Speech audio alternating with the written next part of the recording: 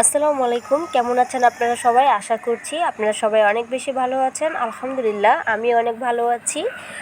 এই রমজান উপলক্ষে তুলে ধরেছি আপনাদের মাঝে খুবই সহজভাবে একটি চিকেন পকোড়ার রেসিপি। আশা করছি আপনাদের কাছে অনেক বেশি ভালো লাগবে। তো এই পকোড়াটা তৈরি করার জন্য এখানে আমি নিয়েছি কিছুটা চিকেন আর নিয়েছি একটি সিদ্ধ করা আলু।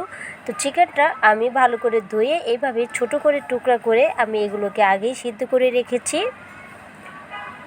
যেহেতু এই পুরটা আমি এভাবে তৈরি করছি সিদ্ধ করার পর, এর জন্য আর রান্না করে দেখাচ্ছি না, কেননা আমরা সারাদিন রোজা রেখে অনেক টাইট হয়ে যাই, যার জন্য চুলার পাড়ে দাঁড়িয়ে থেকে এত সময় আমাদের কাজ করতে একদমই ভালো লাগে না।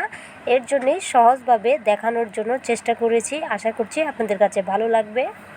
তো চিকেনটা এইভাবে হাত দিয়ে আমি একটু ছাড়িয়ে নিয়েছি, একটু বড় বড়ই করে আমি ছাড়িয়েছি, যেন খাওয়ার পরে চিকেনটা যেন ভিতরের পুরটাতে যেন চিকেনটা খুব ভালো করে থাকে, খেতে তাহলে ভালো লাগবে, এর জন্যই।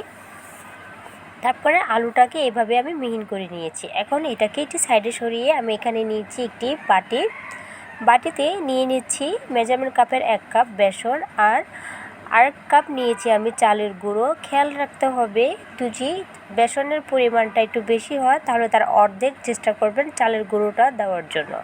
তো এখন এগুলোকে একটু হ্যান্ডাইচ দিয়ে মিশিয়ে নিচ্ছি। তারপরে এখানে দিয়ে দিচ্ছি স্বাদের জন্য লবণ, আর দিয়েছি কিছুটা পরিমাণের হলুদের গুঁড়ো, আর দিয়ে দিচ্ছি 1 চা চামচের মতো মরিচের গুঁড়ো।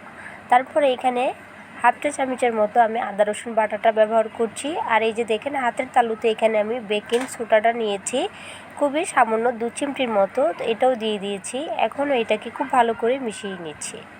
তারপরে নর্মাল পানি দিয়ে আমি একটি ব্যাটার তৈরি করে নিচ্ছি। সর্বপ্রথমে কিন্তু সব বেশি পানি একলগে দিতে যাবেন না, তাহলে ব্যালেন্স হারিয়ে ফেলবেন, ব্যাটারটা ঠিক রাখতে পারবেন না।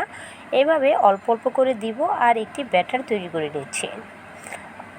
আরেকটি কথা বলে দিচ্ছি, চালের গুঁড়োটা কেন ব্যবহার করেছি। আপনি যদি এই ব্যাটারে চালের গুঁড়োটা তৈরি করেন, আপনার এই চপটা অনেক সময় ধরে একদম ক্রিস্পি থাকবে, আপনার মনেই হবে না এটা আপনি ঘরে তৈরি করেছেন, একদম দোকানের মতো হবে মচমচে। অনেক সময় রাখা আপনি যতক্ষণ রেখে দেন এতক্ষণ পর্যন্ত এটা মচমচেই থাকবে, এর জন্য এখানে চালের গুঁড়োটা অ্যাড করা। তো এই তো আমার ব্যাটারটিও তৈরি হয়ে গিয়েছে। আমি কিন্তু এখানে ব্যাটারে পানির পরিমাণটা কম দিয়েছিলাম। খুব ভালো করে যখন ফাটাবেন এটা কিন্তু এমনিতেই পাতলা হয়ে যাবে। তারপরে এই যে পুরটা আমি আগেই রেডি করে রেখেছিলাম, এখন এক এক করে সেই মশলাগুলো দিয়ে দিচ্ছি। এখানে আমি 2টি কাঁচামরিচ কুচি দিয়েছি, আর দিয়েছি 1/2 চা চামচের মতো হলুদের গুঁড়ো, 1 চা চামচের মতো লাল মরিচের গুঁড়ো, আর দিয়েছি এখানে আদা রসুন বাটা, পেঁয়াজ বাটা। তারপরে দিয়ে দিচ্ছি এখানে ব্যালেন্সের জন্য লবণ, আর দিয়ে দিচ্ছি এখানে সয়ার সস, যেহেতু এখানে মাংস দেওয়া আছে এর জন্য সয়ার সস দিচ্ছি। আর একটা মশলা আমি এখানে অ্যাড করেছি 1 চা চামচের মতো, এখানে সব কিছু দেওয়া আছে, এলাচ থেকে শুরু করে দারচিনি, গোলমরিচ, মানে এভরিথিং যত মশলার ছিল সবটার ফাঁকিটাই এখানে আমি ব্যবহার করেছি। তো সব কিছু দেওয়ার পরে হাত দিয়ে খুব ভালো করে এগুলোকে মেখে নিচ্ছি।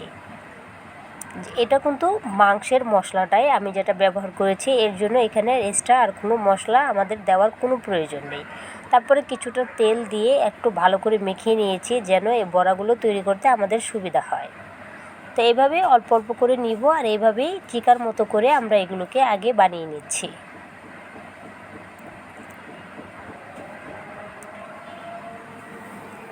তো এইভাবেই সবগুলো আমি বানিয়ে নিয়েছি। তো দেখতে এখনই কতটা সুন্দর লাগছে, চিকেনটাও মাশাআল্লাহ উপর থেকে বেশি রয়েছে। তো এই যে ব্যাটারটা তৈরি করে রেখেছিলাম, তো তেলটা কিন্তু অবশ্যই হাই হিটে গরম করতে হবে। কিভাবে বুঝবেন,